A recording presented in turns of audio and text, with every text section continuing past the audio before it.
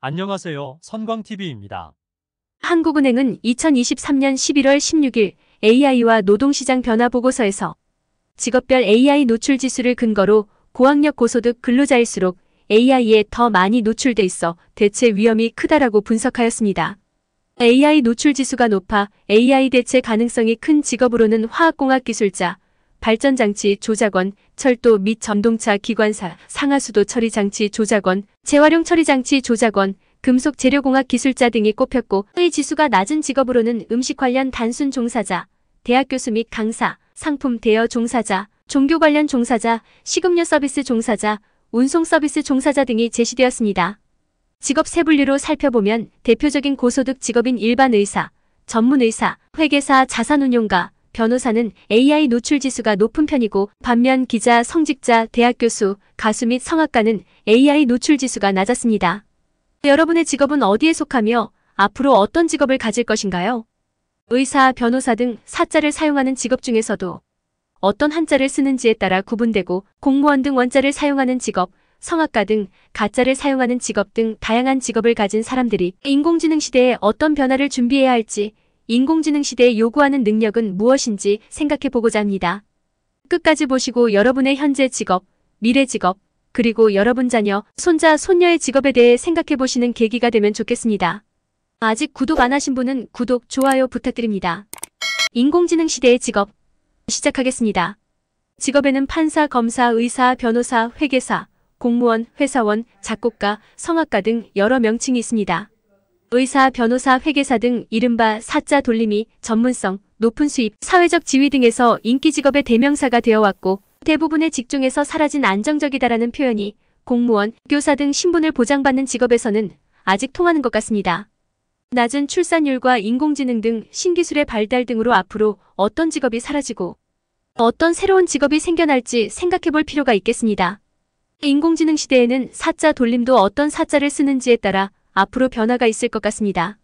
일사자를 사용하는 판사, 검사, 형사, 주사, 감사, 집사, 도지사, 영사 등과 불일 사자 보낼 시, 뜻과 음으로도 쓰여 주로 파견 업무 수행직에 사용하는 대사, 공사, 직사, 관찰사 등은 정해진 일을 지침에 따라 반복하는 업무로 인공지능에게 대체 가능하고 일자리를 잃을 확률이 그만큼 높아집니다.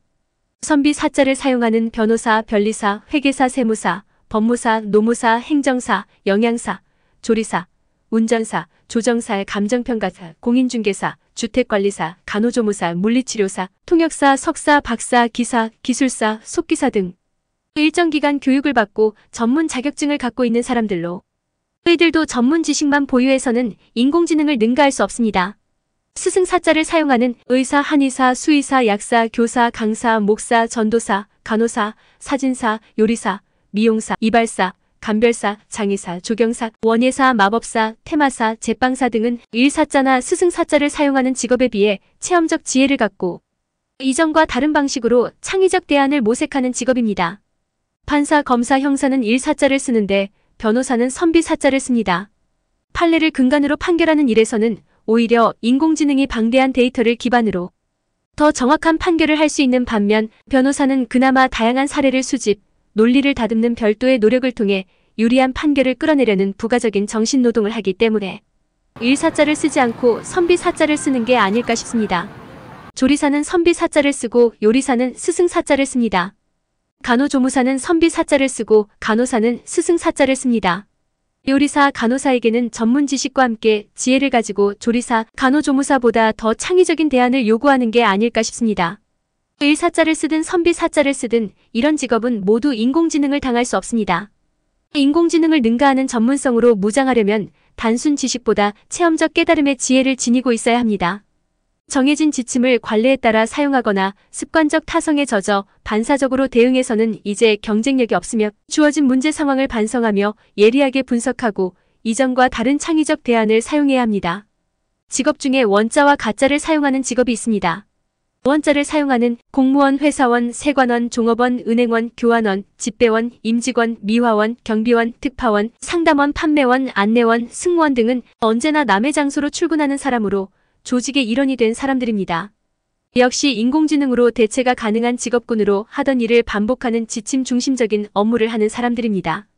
가짜를 사용하는 성악가, 조각가, 건축가, 평론가, 소설가, 문학가, 수필가, 사상가, 연출가, 비평가, 작곡가, 예술가, 미식가, 탐험가, 여행가, 저술가, 전문가, 역사가, 만화가 등은 무언으로 끝나는 직업과는 다르게 자기 집이 있는 사람으로 어떤 조직에 소속되어 일원이 되는 사람이 아니라 자기 분야에서 일가를 이룬 사람입니다.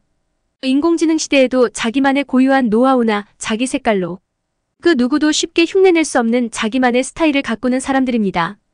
직업에는 직 사회적 직분, 직책과 업, 생활의 기본적 수요를 충족시키기 위한 계속적 소득 활동의 의미가 담겨 있습니다. 지금까지는 직 무엇이 되느냐가 중요했습니다. 전문직이 되면 고소득과 사회적 지위를 보장받고 안정적인 삶을 이끌어갈 수 있었습니다. 하지만 이제는 전문직 사람 수가 증가하고 외국의 전문직과도 경쟁하여야 하며 전문성과 지식은 인터넷에도 넘쳐납니다. 앞으로는 업이 더 중요한 시대가 온 것 같습니다. 전문 지식을 가진 스페셜리스트보다 고객의 입장에서 생각하는 프로페셔널이 인정받고 성장할 수 있는 사회가 될 것 같습니다.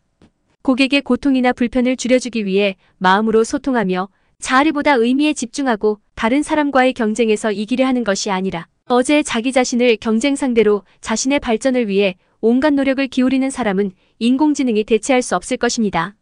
서두에 말씀드린 한국은행 2023년 11월 16일 AI와 노동시장 변화 보고서의 결론에서도 AI는 반복적 업무뿐만 아니라 기존 기술로는 한계가 있는 인지적 업무까지 대체할 수 있기에 사회적 기술, 팀워크 능력, 의사소통 능력과 같은 소프트 스킬이 앞으로 더 많은 보상을 받을 가능성이 크다라고 했습니다. 소프트 스킬은 타인과 협력하는 능력, 문제 해결력, 감정을 조절하는 자기 제어성, 의사소통 능력, 리더십 회복 탄력성 등을 말하며 생산, 마케팅, 재무, 회계, 인사조직 등 일련의 경영 전문 지식인 하드 스킬과 구분됩니다. 아래 더보기 누르시면 추천 영상에 성광TV의 이전 영상 중 미래 변화, 소통, 공감 능력, 훌륭한 리더를 링크 걸어뒀으니 다시 보시면 좋겠습니다. 끝까지 봐주셔서 감사드리고요. 도움이 되셨다면 구독, 좋아요, 알람 설정 해주시고 주변 분들에게도 공유 부탁드립니다. 댓글에 인공지능, 직업, 소통 능력, 리더십 등 의견을 자유롭게 남겨주시면 같이 생각해보겠습니다. 감사합니다.